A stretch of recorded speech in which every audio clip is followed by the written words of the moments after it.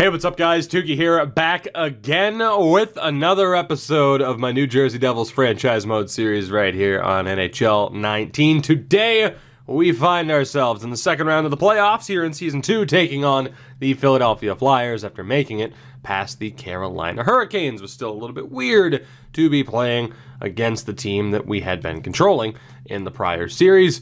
Much like it was the case in the regular season, we were carried by our top line. Hall, Hischier, and Gusev got the job done in round one. We are going to need a slightly better performance out of the goaltending if we are going to make it past Philadelphia. Not to mention, Sami Vatanen.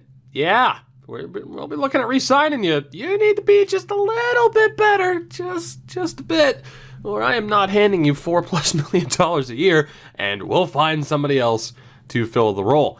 That said, quickly, I wanted to note, because we saw this in the gameplay portion of the last episode, McLeod gave him number 41. He likes to wear number 9, or at least did in junior. That's not going to happen. He's been wearing 41 with the Devils, and Gusev's been changed to 97, as he should be. So, just wanted to make mention of that. I think it was Damien that pointed that out, and that comment had some thumbs up. Although, I will note, in the comments, a lot of people still unhappy with Jack Hughes being on the thumbnail. Good. I'm happy that you're unhappy. Let's take a look at the Flyers, shall we? I want to get right down to business. This is what we are up against here. JVR, Claude Giroux, and Voracek make up the top line, and yeah, they were pretty damn good. Claude Giroux, by the way, now the longest-serving Philly captain, I believe I saw noted the other day on the internets, which has never lied to me. The internets would never lie, so that must be true. Nolan Patrick on the second line. Next to Sean Couturier, who just got back from injury, so that's bad news for me that they were able to win without Couturier for most of that series. Travis Konechny rounds out that second line. Third line, we have Oscar Lindblom next to Kevin Hayes in that ridiculous contract, and Isaac Ratcliffe, who's been relatively ineffective thus far. And the fourth line, Tyler Pitlick, Scott Lawton, and Nicholas Aube-Kubel. Not bad at all, really. That top six featuring 390 overall guys.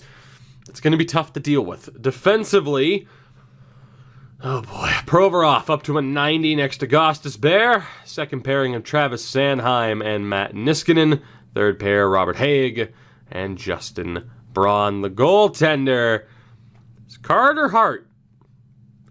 This is going to suck. They have a healthy lineup, although I don't recommend Morgan Frost being a healthy scratch, but what do I know? That is a very, very decent team, especially for how the sim tends to favor certain teams and the way that they are built. I do not expect this to be a very fun series. Now, I will say, if we fall short, hey, second round of the playoffs, that's not a bad starting point. Taylor Hall's re-signed. We're looking okay. I suppose it would be, I don't want to say a bit of an anticlimax for having us win in Season 2, although at this point, I mean, it would be, but at this point, I'm desperate enough to win.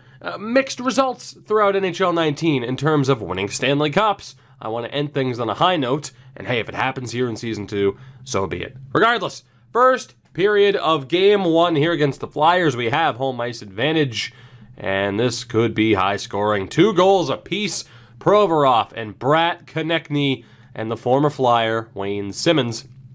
2 goals apiece on 11 shots each. Let's see who can take advantage in the second. I'm scared to hit the button. I'm going to say there's at least 5 goals in this period. Or not. It was a bit more reserved. Kyle Palmieri gave us the lead. Tyler Pitlick is able to tie it back up 5 minutes later. We go to the third. Tied at 3. We have the slight edge in shots, which hasn't meant a damn thing yet. Power play for Philadelphia here early on. That goes to waste. So we're 5 minutes in. The next goal could very well win this first game. Power play for the Devils. 5-on-3. Thank you very much, Taylor Hall, for burying that one. Is it enough? Can we shut the door? No, we can't. Please don't lose this in regulation. Please, 30 seconds left. Okay, overtime it is. You know it was too good to be true when Hall scored on that power play. Travis Konechny ties it. 4 goals apiece. We go to overtime in Game 1. 37 shots each, by the way. Dead even up to this point. Let's do this. Overtime predictions? I'm going to go Hall or Claude Giroux. Let's see what happens. Will the big-name players lead the way? Power play for the Flyers. 5-on-3. We somehow survive. Can we turn that into a win, please? Halfway through the overtime. Are we destined for double overtime? Or will there be a late winner here? It's looking like it's going to be double OT power play for Philadelphia. We kill that off as well. Power play chances for the Flyers. Nothing doing there. It's double overtime.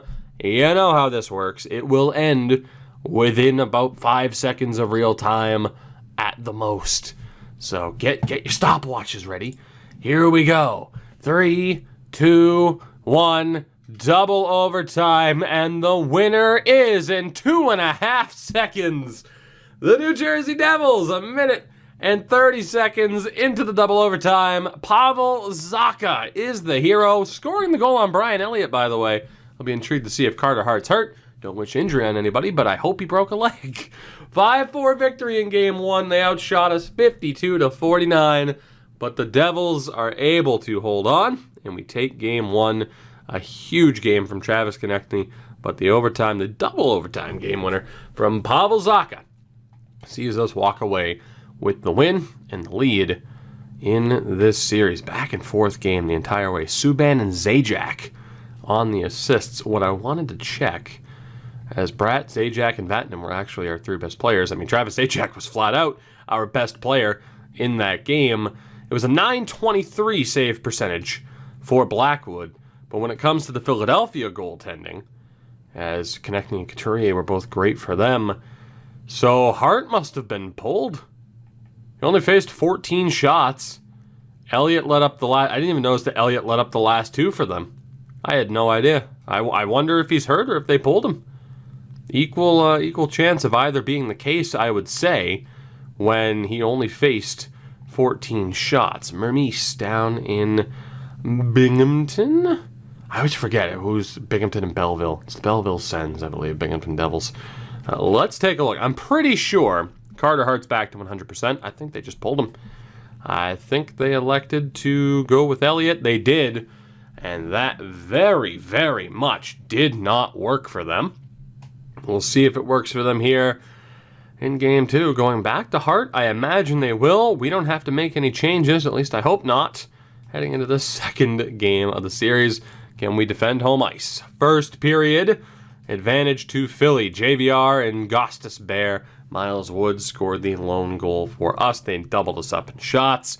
Not a great start. Second period, we get back into it. I mean, we're still down by 1. Zajac was able to tie it. Voracek restores the lead. 23 shots to 18. And a 3-2 lead on the board for the Flyers as we go to the third period. We need a goal. Can we get a hero? Power play. Voracek, that's going to do it. That's going to do it. This one's over. A 2-goal lead for Philadelphia. No signs of life in terms of scoring goals here. The Flyers are going to take Game 2 and tie this one up at 1 game apiece. 4-2 is your final score. That is unfortunate. 2-goal effort from Voracek, Wood, and Zajac, each with decent games, but it was not enough. Ultimately, we head to Philadelphia for games 3 and 4. Let's do this. We'll make changes to the lines after Game 3. If it's a loss, I hope it is not. Can we get the job done? Let's find out. First period. And I'm not liking where we're at right now. Voracek scores early. Palmieri ties it, but then Sanheim and Giroux were down 3-1, including a goal from center ice by Travis Sanheim, because those happen all the time in the playoffs, don't you know? I mean, this game is totally correct in the frequency of which players score from center ice. Second period, and it's just, we're dead in the water. Hayes and Konechny were down. Let's just quick sim the third period. 7-1 is the final score. I wish this was NHL 20 so I could fire my head coach, for giving him the old Patrick Waugh treatment and just leaving Mackenzie Blackwood out there. A 38 save effort from Carter Hart, and a very, very disappointing result for us there. We fall we may fall 3 games to 1 down. We are right now 2 games to 1 down in this series. The Leafs trailing the Bruins 2-1 as well. Nikita Gusev, you need to wake up, buddy. And we may just be looking. I don't even know what the hell I was going to look for there. I was going to say we may just be looking for different combinations to try and wake this team up. It's really the only thing I think we could look to do. Now, I don't believe Taylor Hall was a minus player prior to this, so that certainly has me concerned. And again, just 3 goals this postseason for Gusev after the regular season he had. That top line has to be broken up. That second line is getting killed, at least in terms of plus minus. We have to make those changes. The third line at this point, looking all right, but I almost want to break them up and bump Zajac back up to the second line. I don't know. McLeod hasn't been the weakest of the options in the top 6. So, I think it's just changes to the top 6, but I don't know exactly what I want it to be. 9 points for Bratt and a -8. 8 points for Palmieri and a -5. Let's go for Palmieri. Just the outright swap, Palmieri and Gusev. We'll see if that's enough. Defensively, oh my God. What the hell are we going to do here? What are we going to do here? That is absolutely horrific. I don't know if we're going to turn back to Connor Carrick. We might have to. I mean, he was only a -1 in those 5 games. But, yeah, that's the big issue right now, isn't it? So, Mirko Mueller, I hate to tell you, buddy, but you are absolutely on the way out. Andy Green hasn't been abysmal, but, man, Severson and Vatanen have both just been getting shredded this postseason. The only other option we have is to call up Colton White, who, in fairness, is well-rounded. He doesn't play the most physical game, but that's the only other option. So, put it this way. It would be Severson or Vatanen who end up getting taken out if that were to be the case. So I don't think we'll do that. We'll have Butcher, Subban, Green and Severson, Vatanen, and Connor Carrick. And we'll see if these slight changes to the lineup end up working out for us. We lose Game 4, we are screwed. I think that's the only fair way to put it. So we definitely and desperately need a win here. Let's see if we can get it. First period of Game 4, and we have the lead early on. Nico Hischier with the goal. Can we keep up the momentum in the second after nearly doubling them up in shots? And we still have the lead. 29 shots to 16. We go to the third. Now, we've had really good luck this year. Pavel Zacha scores. We've had really good luck this year in terms of winning games after making lineup changes following a loss. More often than not, we've ended up winning, and it looks like that might be the case here again as Severson makes it 3. We have tied this series up at 2 games apiece. It is a best of 3 from this point on. A convincing 4-0 win. Gusev, a late power play goal to finally get on the board in this series. It was a slow start for him in the other, but more importantly, Mackenzie Blackwood, a 29 save shutout for the young goaltender. And with that, our hopes aren't completely dashed. There may be a sense of optimism threatening to ruin my day when we ultimately lose. It sucks because you want to be hopeful, but you just don't know. I mean, you just don't know. You just don't know. I'll tell you what, because I'm a little bit panicked. We're going to go Gusev, McLeod, Palmieri, and then Bratt, Hischier, Hall. I still want to make some changes. Severson had a much better game. Sami Vatanen, not so much. He has been brutal. We're going to swap him and Carrick. And Blackwood, somehow we're not out of this, despite him only having a .909 save percentage. We'll leave it as is.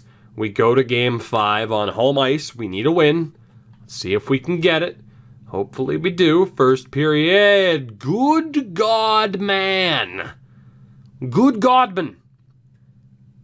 So, Carter Hart had a bad day. 4 goals on 14 shots. Hall, Andy Green. 25 seconds later. 59 seconds later, Taylor Hall. And then Michael McLeod scores 4-0 at the end of the first. Please don't blow this. Second period, Philly gets one back. Nolan Patrick, and we go to the third. We had a 4-0 lead. Gusev finally gets a goal on Brian Elliott. It's 5-1. Gusev getting himself into the or onto the score sheet and into scoring positions. Finally, we need him to do that. Please don't. Not like this. Patrick and Konechny make it a 2-goal game under 4 minutes left. Please tell me we have held on for the win. Yes, we have. It was a little bit closer than I was hoping it would have been, but a 5-3 final score. We chased Carter Hart in the first period, and the Devils are 1 win away from the Eastern Conference Final. A 4-point night for Gusev, a 3-point night for Hall. The top line delivered. And again, we are just 1 win away now. A tremendous game from Nikita Gusev. And credit to Mackenzie Blackwood. I mean, he did finish with a .909 save percentage again, but he got the job done. 4-0 lead that could have easily fallen apart on us. But yeah, that's a bad night for Carter Hart. Brian Elliott was phenomenal. Absolutely phenomenal. But that is the second time that Hart has been chased in this series. I imagine they're going to stick with him for Game 6, in which case right now, by the way, every series is 3-2. Winnipeg over Minnesota, San Jose over Edmonton, and the Leafs over the Bruins. We have the first of 2 opportunities to end this series. And, man, I still think that I want to make a change here. Gusev's woken up a little bit. Gusev's waking up in terms of the scoring. We're going to put him on that top line with Hischier and Hall again. But I think what I want to do is make a change here. We're going to go back to Bratt, Zajac, and Palmieri. You know, we're gonna change up the wings here. Let's go Wood, McLeod, and Simmons one more time. And then Zacha, Coleman, and Hayden have been pretty damn consistent in this playoff run thus far. So we'll make that change. Severson now only a -3, so it worked out fairly well defensively. We're going to keep the slight changes to the lineup coming to try and keep Philadelphia on their toes. Whether or not that does anything or not, don't know. But we have won 2 in a row, and if we win a third, this series is over. Let's do this. First period of Game 6. No goals scored. 14 shots to 8, though, in their favor. Second period, and we have the lead. John Hayden and Nikita Gusev, the fourth line and the first line, chipping in. Ratcliffe's able to get one back for Philly, but despite a 10-goal differential, could you imagine? Despite 10 more shots, the difference of 10 in terms of the shot differential, we have the advantage in terms of goals. And if the score holds, we're going to the Eastern Conference Final. Can we hold on? Early power play chance for the Flyers goes to waste. We are 15 minutes away. A power play chance here, and we don't make the most of it. Philly with one of their own. They can't take advantage either. Power play again for the Devils goes to waste, and just like that, 4 minutes left. Can we hold on? Power play chance for the Flyers. And Kevin Hayes scores with 1 minute and 12 seconds left in regulation. So many power play chances. And finally, somebody capitalized. Unfortunately, that somebody doesn't wear red and black. We go to overtime here in Game 6. Will we win this series? Will Philly force Game 7? Will there be a double overtime on the horizon? Let's find out. What's going to happen? Who's going to get the goal to seal the deal? Nikita Gusev does it again. The Devils are off to the Eastern Conference Final. Nikita Gusev, a 2-goal effort. 36 saves from Mackenzie Blackwood, and the Devils eliminate the Flyers in 6 games. We will be taking on the Toronto Maple Leafs in the Eastern Conference Final. Winnipeg awaits the winner of San Jose and Edmonton. Only one of those series went to 7 games. We are able to outlast Philadelphia. Gusev, for the 2nd series in a row, wakes up towards the end and is able to seal the deal for us. Taylor Hall has been great. Gusev and Hischier, the true top line, of course, all over a point a game. Palmieri, Bratt, and Zajac, really the ideal second line, leading the way from there. Then the third line, Coleman, McLeod, and Zacha. Simmons, Coleman's a 4th liner, of course, but Simmons has been a little bit disappointing, but we've been able to get the job done, and thank God we did. Defensively, still not looking too great for Vatanen. Severson certainly improved once we put him with Andy Green, which is hilarious that Green has done as well as he has. The veteran wants one more chance at a cup. PK's been great. And then goaltending, it hasn't been amazing at times, but Mackenzie Blackwood has done enough. A .912 save percentage, a Stone Cold approved .316 GAA. We have 8 wins, and we are 8 away from a cup, but we know that standing in our way, the Maple Leafs of Toronto. Question is, who will it be in the Western Conference Final taking on Winnipeg? The answer to that question is, drum roll please, Edmonton, Winnipeg, Edmonton, Toronto, New Jersey, the last chance, the sole American survivor in this playoffs. We're not only doing it for New Jersey, we're doing it for America. At this point, I will see you guys in the next one where we will take on the Maple Leafs. We'll see what happens. I know some people want longer playoff episodes, but it's like, okay, we're doing the playoffs, and the video's 30 minutes. You kind of know we got eliminated then, don't you? Yeah, you do. That's why we don't do it that way. I'll see you guys in the next one. Red versus blue. Limerock of Canada. Taylor Hall against freaking, oh God, this is gonna be a tough series.